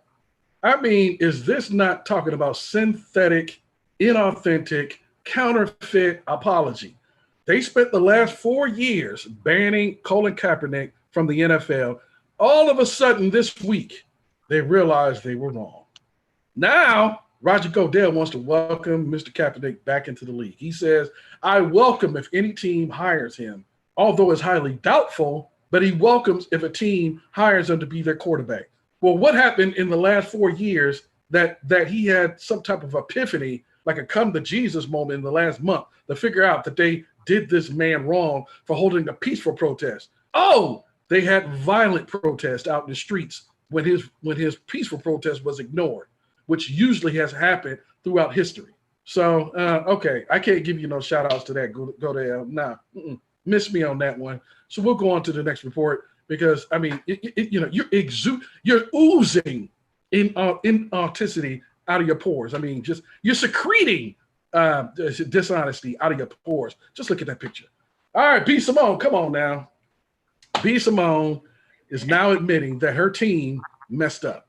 Her team stole from other people on the internet for her book that she bragged that she sold 1 million copies of, or that she bragged that she got her first $1 million from. And she got on in a couple of videos on her Instagram page to her, I believe, 6 million Instagram followers to admit that she dropped the ball because it's her team, but she's the face of her team. She runs her team, and her team contracted out to other people to help put the book together, and they apparently lifted from a couple of other bloggers or whatever, or sites, put it in her book. So it remains to be seen if she's going to be the subject of a lawsuit or if she's going to pay out. We don't know yet, but yes, she has basically provided her mea culpa for this disastrous PR debacle. So shout out to B. Simone for at least admitting that she was wrong instead of trying doubling down on the fact that she was a victim somehow. So on to our next report. I don't know what to make it is. America doesn't know what to make it is. But a third man was found hung this time in New York, in a park in New York City. We already have heard about or read about the two people who were found hung 50 miles apart in Southern California, in Palmdale. I know that area well because it's in the middle of the desert, and that could be a very depressing place to live. Sorry, Palmdale, no, nothing against you, but that area is just vast nothingness out there. So, but I don't know what situations are. There's independent investigations that are going on to try to figure out if these people who hung themselves, each of the family members are saying that they want an independent investigation because they do not believe that each one of these people committed suicide. So we'll have to stay tuned to see how that turns out. I don't know what you guys are thinking about this, but this seems to be a very disturbing trend either way, whether it's as a result of depression or it's something else more sinister and ominous going on. It's still very disturbing nonetheless. Well, there was also another one in Houston. Yes. And for me, it's just really strange. I don't believe that at this just moment that 4 different people would choose to commit suicide and hang themselves from a tree. I mean, that's 2 in correlation to lynching, in my personal opinion. So I don't believe that. I think that's crazy, especially when you have families saying that their family members weren't suicidal. That's just a strange route to take. Yeah, such proximity to one another. It just doesn't strike me right. But you know what I'm saying? It's one of those things that if you don't have receipts, it's kind of hard to prove. But hopefully the investigations will turn up something. If it is something that's doesn't have anything to do with suicide, that we can get a hold of this. But this is it's definitely disturbing. Romy, you want to say something? I was going to say in your report there was two notes. Recently, didn't you report that Ezekiel Elliott or the Dallas, didn't they have a celebration party? Didn't the football team have a celebration gathering or something? Yes, they did. They did about 2 months ago. They did have a celebration party at Dak Prescott, he's the quarterback, at his house. But that was about 2 months ago, so it wouldn't be from that. And they said that all of the NFL facilities have been on lockdown. They've been shuttered. So they couldn't have gotten it from the facility. So basically, Ezekiel Elliott, he's a gregarious personality. He likes to get out and be among the people. So I'm thinking that these people were among the many who have not been practicing as Dr. Stevens said earlier, have not been practicing social distancing. They haven't been taking precautions, and I think they contracted it that way being out in the public. Because it wasn't the NFL, and it wasn't Dak Prescott's party, because that was more than a month ago, maybe 2 months ago. So it couldn't have been from that. So the symptoms would have come earlier for Ezekiel if it came from that party. So I think they just caught it on their own. And I will say I did watch the B. Simone apology. I will say social media reply though. Social media is still on council because I don't know if it made it better or worse her accepting the responsibility. But social media turned it around into, well, how are you writing a book that you didn't write, but you didn't confirm the book, and you're saying your team did it. So it kind of backfired on her in a way socially. So they're still on council season. Yeah, it's kind of a bad look. I didn't want to get onto that part in regards, to take my segment too long, but it's an extremely bad look. As a matter of fact, it's even worse because you put together a book, you bragged about it, you bragged about the million that you made off of it, and then it turns out that not only was it plagiarism from other sources, but that you did not even bother to authenticate the process. You didn't finish the process, so you just scrapped something together, and so that you could floss and flex on social media, that you could tell everybody, hey, I did this, but you didn't do the work. So basically, you're clout chasing. That's basically all it comes down to, is that you're clout chasing, and therefore she is getting the subsequent condemnation that actually she deserves. I don't know how you feel about that, Cass. Yeah, I mean, I think what Crystal was saying yesterday was just kind of like her first step should have been hiring a lawyer. And I think she did, because in that video, she said, I can't speak on too much because it's a legal matter. So I'm not sure if she even should have spoke at all yesterday. But I guess she just felt the need to get on social media and kind of explain in some way, but I don't know that it helped her very much. Yeah. Like Munson said yesterday, who's on your team? Yeah, I don't know. Yeah, but see, the thing is that even if I hire a team to help me, say, write a book or whatever, I'm going to read the book. So how can you ask other people to read a book? You don't even read the book. What? What? That is asinine. Now that is an oxymoron to be an author who doesn't read. That is the quintessential definition of an oxymoron. I'm sorry. She deserves the backlash she's getting. I'm not saying that she should be canceled, but we all have these painful lessons in life to help us be better on the other side. And she just got to sit through the fire. You know how you sit that pizza in that fire, at the pizzeria. She got to sit in there for a while and then come out a better person. That's all. Yeah, you got to take this L. You got to take this L. Yeah, exactly. You know what I'm saying? That is, it's inexcusable and indefensible. And I'm glad she didn't try to defend it. But in a way, she kind of did. My team. No, it's you. Because your team is not on TV. Your team is not seen with Nick Cannon on Wild 'N Out. Your team is not seen with half naked on your Instagram page. Your team is not getting all that money. That's you, B. Simone. So you got to take the heat. So actually, she's kind of like deflecting a little bit. Just take all of the heat. No, not my team. Me. I contracted it out. I did not read my book and call myself an author. I bragged that I had $1 million and they got it. Right. You know what I'm saying? That's all on B. Simone. So I don't want to cancel, but she, not like Doja Cat. Now that woman, that's another category. Good night. Good night. Good night. Your Honor, I'm done with this witness. You can step down, Doja Cat, and don't let the door hit you with a good Lord split you. But B. Simone, just own it, be quiet, fix it, pay him, and then come back a better woman. Pat George jumps in on Facebook. She says all plagiarists are thieves and should be counseled for stealing other people's work and passing off as their own.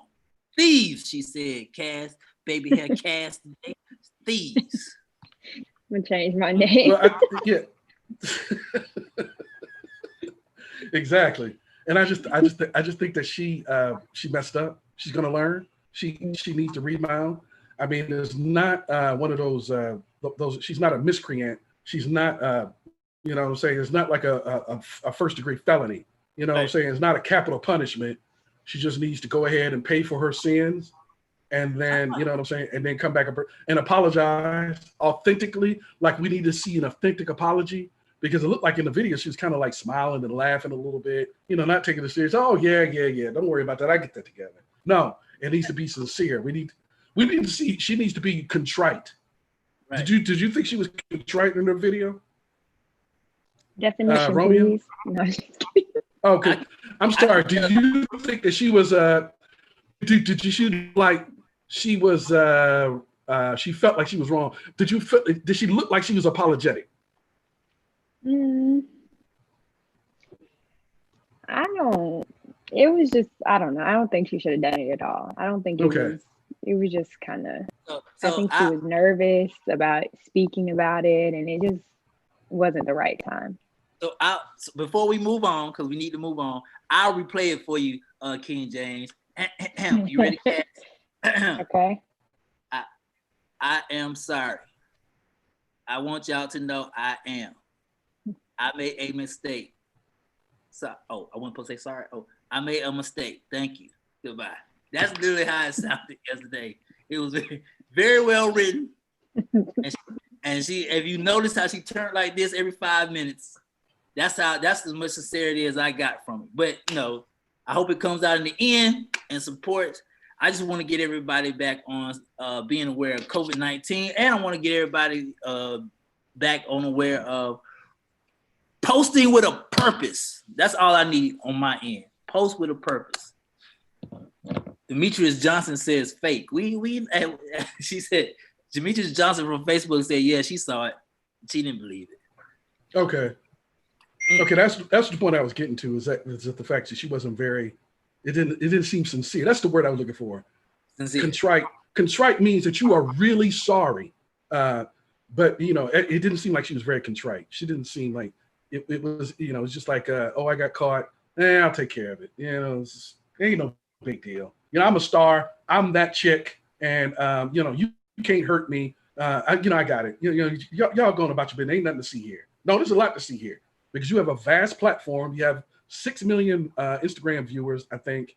So that's a vast platform. And so when you misuse what's been given to you, then there has to be some type of ramification.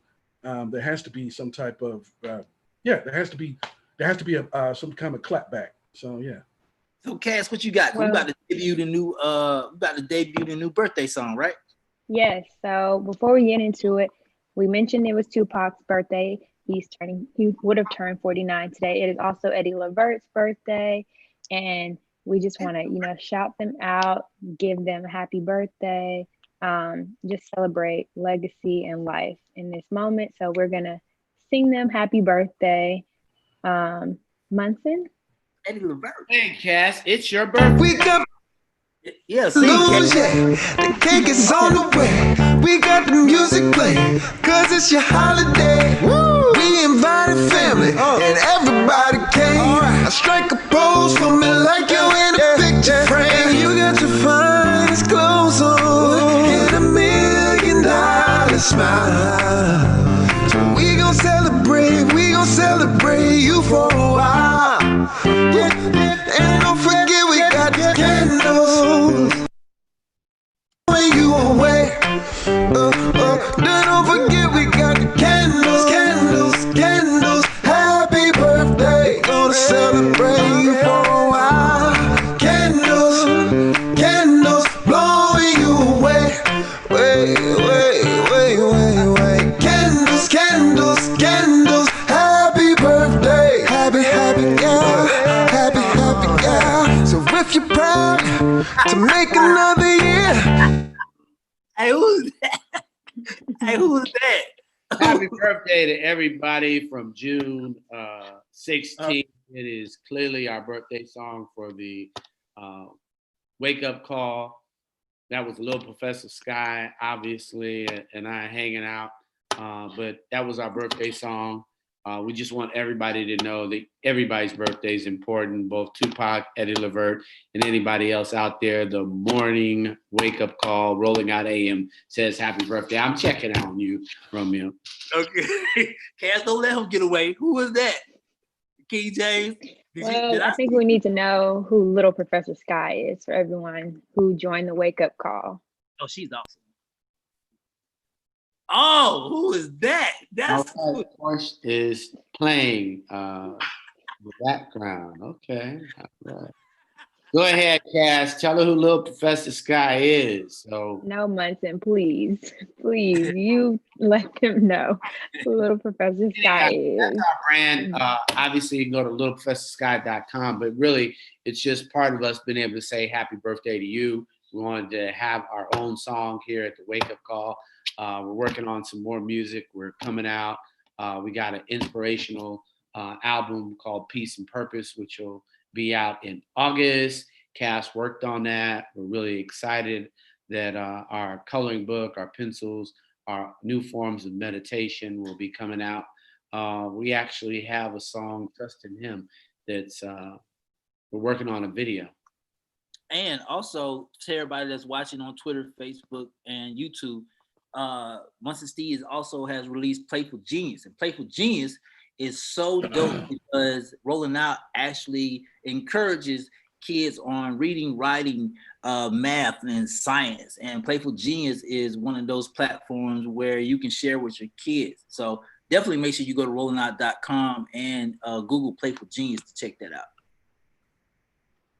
All right, this is the video that's in process, y'all. It's still working. So let's see what we got.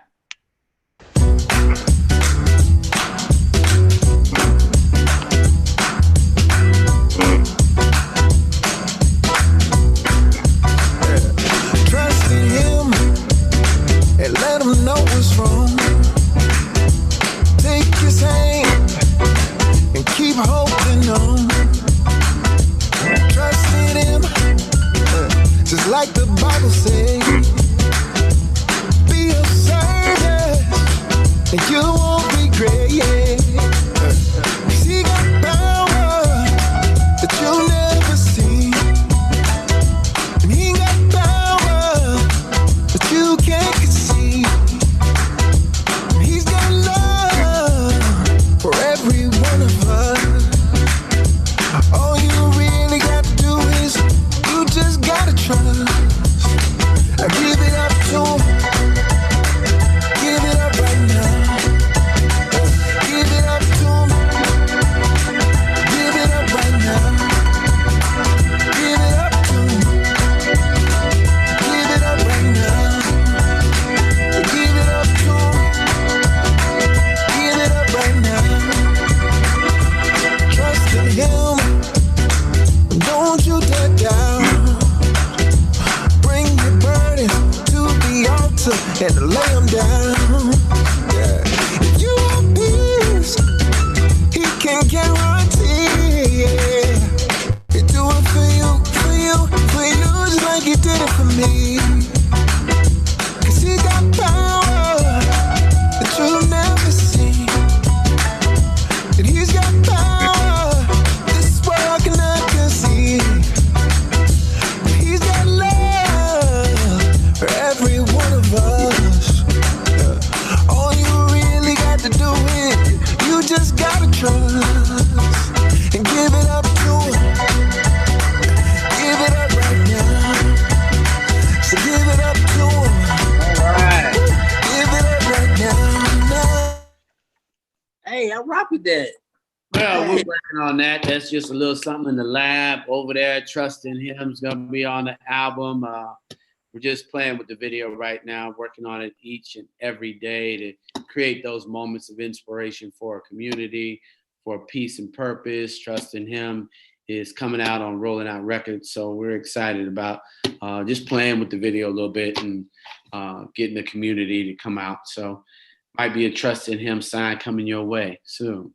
I like that. That's nice swag to it too, man. Like I like the swing to it. It needs a little more trap in there, but we working on that. It needs a little trap, you know. It's got a little swing vibe. I mean, I thought it was popping. But... Yeah. Good, man. And people from Facebook love it. So I love it. I was about to say something. I like that better than something else, but I actually do like that. You know, we wrote that maybe, I don't know when we write that, Cass. We were in the office during that point. But anyhow, let's go ahead and go to the positive thought of the day. 1 minute positive thought of the day. We'll let Terry go first. King James. Yeah. And before I do that, I didn't know, Cass, I didn't know that you were a songwriter. You were such a versatile Renaissance woman. It's just incredible. You know, it's all thanks to the baby hairs. Yeah. Romeo, did you see the move? She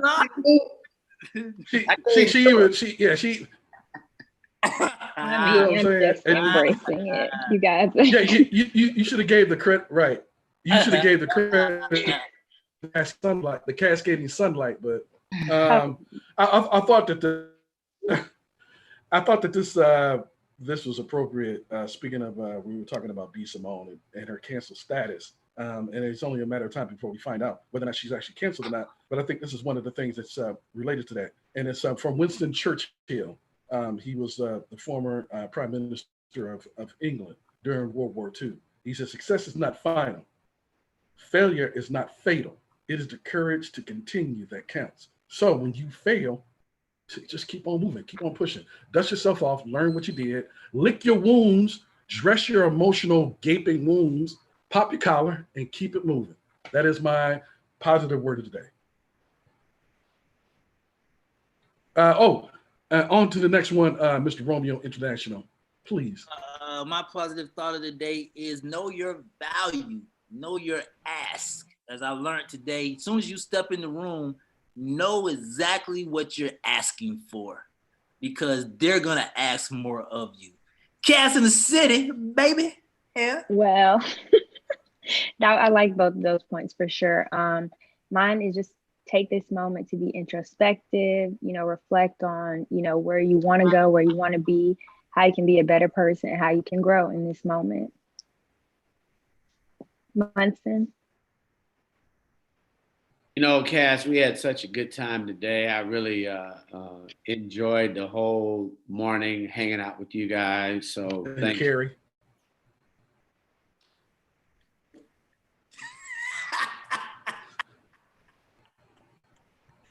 My bad.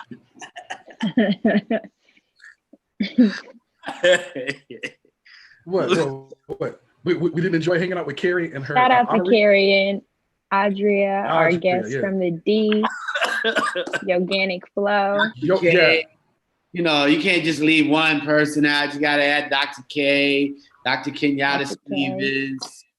Checking out, rolling out Health IQ tonight at 6 p.m. and then rolling out News Report at 7 to 9. So we just want to thank you guys. No, it was great.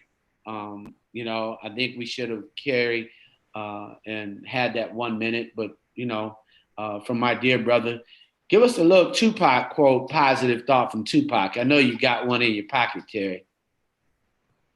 Oh my goodness. I mean, oh my God, they're a little bit more, they're a little bit more militant in terms of, wow, that was good. Well, he put me right on the spot after I already gave my positive word of the day. Well, for all of y'all who want to see us, just picture me rolling. So if you can't see yourself rolling, always picture me rolling, because I'm going to be rolling down, I'm going to be rolling out, and we're going to be having us a great day. Because there you go. I love the song, picture me rolling.